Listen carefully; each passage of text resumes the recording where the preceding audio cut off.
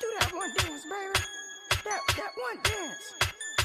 Assalamualaikum warahmatullahi wabarakatuh. Perkenalkan, nama saya Desta Eka Juan Indarung dari kelas 10 OTKP 2. Kali ini saya akan mempresentasikan mata pelajaran kearsipan tentang norma, standar, dan kaidah kearsipan. Yang pertama yaitu norma kearsipan.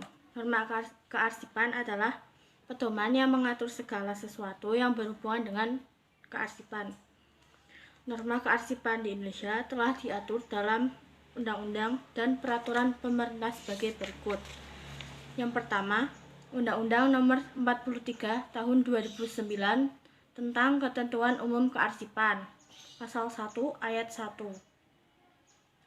Yang kedua, Undang-Undang Nomor 7 Tahun 1971 tentang Ketentuan-Ketentuan Pokok Kearsipan Bab 1 Pasal 1. Yang ketiga, Keputusan Presiden Republik Indonesia Nomor 26 Tahun 1974. Yang keempat, Peraturan Presiden Republik Indonesia Nomor 34 Tahun 1979. Yang kelima, Keputusan Menteri Pendayagunaan Aparatur Negara Nomor 36 Tahun 1990.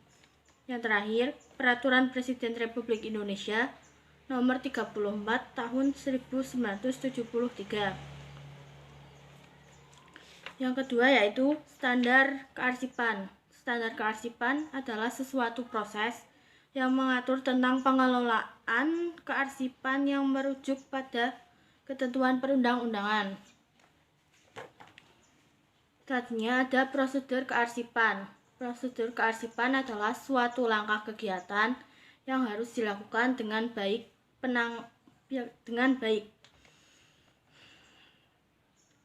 Selanjutnya ada kaidah kearsipan. Kaidah kearsipan adalah ketentuan yang mengatur segala pelaksanaan kearsipan yang bertujuan untuk mewujudkan tata kelola kearsipan secara prosedural dan sistematik. Selain norma, standar, prosedur, dan kaidah kearsipan, yang diperlukan dalam penyusunan kearsipan adalah asas-asas kearsipan. Asas kearsipan adalah pedoman dalam penyelenggaraan kegiatan pengurusan surat yang disesuaikan dengan kedudukan unit kerja dalam suatu kantor atau organisasi. Asas-asas kearsipan yang biasa dipakai yaitu sebagai berikut. 1. Asas sentralisasi. 2. Asas desentralisasi. 3. Asas gabungan.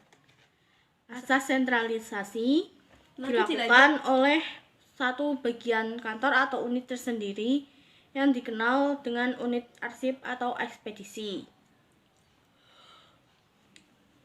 Asas desentralisasi dilakukan setiap unit dalam suatu organisasi sehingga masing-masing unit dapat mengurus sendiri pekerjaan yang dibutuhkan oleh lingkungannya. Kelebihan asas ini yaitu 1. Pekerjaan akan lebih lancar. 2. Memudahkan dalam penanganan. Adapun kekurangan asas desentralisasi: 1. Memboroskan biaya kantor. 2. Banyak membutuhkan peralatan dan tenaga kerja. 3. Sulit mengadakan pengawasan. Selanjutnya ada asas gabungan. Asas gabungan merupakan kombinasi antara asas sentralisasi dan desentralisasi. Asas ini digunakan pada organisasi kantor yang telah berkembang. Selain ada tiga asas tersebut, Undang-Undang Kearsipan Pasal 4 Nomor 43 Tahun 2009 juga menjelaskan mengenai asas-asas penyelenggaraan kearsipan. Penyelenggaraan kearsipan dilaksanakan dengan berasaskan pada hal-hal sebagai berikut, yaitu 1. Kepastian hukum. 2. Keautentikan dan kepercayaan. 3. Keutuhan. 4. Asal-usul. 5. Aturan asli. 6. Keamanan dan keselamatan. 7. Keprofesionalan. 8. Keresponsifan. 9. Keantisipasifan. 10. Kepartisipasifan. partisipattifan, 11 akuntabilitas, 12 kemanfaatan, 13 aksesibilitas, terakhir ada kepentingan umum. Saya akan menjelaskan dari yang pertama, yaitu kepastian hukum. Penyelenggaraan kearsipan dilaksanakan berdasarkan landasan hukum dan selaras dengan peraturan perundang-undangan, kepatutan dan keadilan dalam kebijakan penyelenggaraan negara. Hal ini memenuhi penerapan asas supremasi hukum yang menyatakan bahwa setiap kegiatan penyelenggaraan negara didasarkan pada hukum yang berlaku. Keautentikan dan keterpercayaan. Penyelenggaraan kearsipan harus berpegang pada asas menjaga keaslian dan keterpercayaan arsip sehingga dapat digunakan sebagai bukti dan bahan akuntabilitas. Keutuhan. Penyelenggaraan kearsipan harus menjaga kelengkapan arsip dari upaya pengurangan, penambahan, dan pengubahan informasi maupun fisiknya yang dapat mengganggu keautentikan dan keterpercayaan arsip. Asal-usul. Asas yang dilakukan untuk menjaga arsip tetap terkelola dalam satu kesatuan pencipta arsip atau provenance, tidak dicampur dengan arsip yang berasal dari pencipta arsip lain sehingga arsip dapat melekat pada konteks penciptanya. Aturan asli. Asas yang dilakukan untuk menjaga arsip tetap ditata sesuai dengan peraturan aslinya atau original order, atau sesuai dengan pengaturan ketika arsip masih digunakan untuk pelaksanaan kegiatan pencipta arsip. Keamanan dan keselamatan.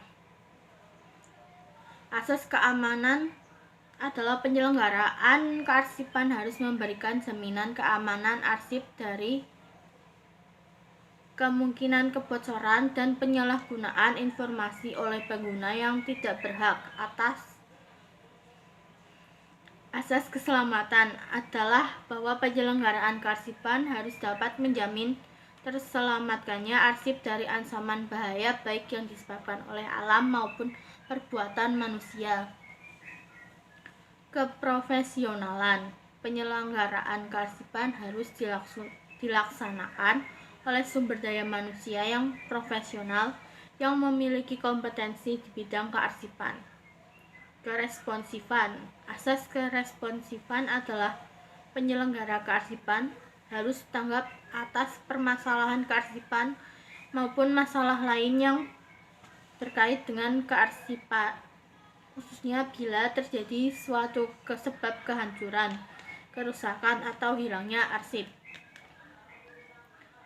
Keantisipatifan. Penyelenggaraan kearsipan harus didasari pada antisipasi atau kesadaran terhadap berbagai perubahan dan kemungkinan perkembangan pentingnya arsip bagi kehidupan berbangsa dan bernegara.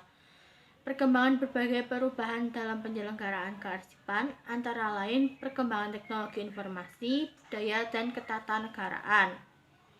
Kepartisipatifan. Penyelenggaraan kearsipan harus memberikan ruang untuk peran serta dan partisipasi masyarakat di bidang kearsipan. Akuntabilitas. Penyelenggaraan kearsipan harus memperhatikan arsip sebagai bahan akuntabilitas dan harus bisa merefleksikan kegiatan dan peristiwa yang direkam. Kemanfaatan.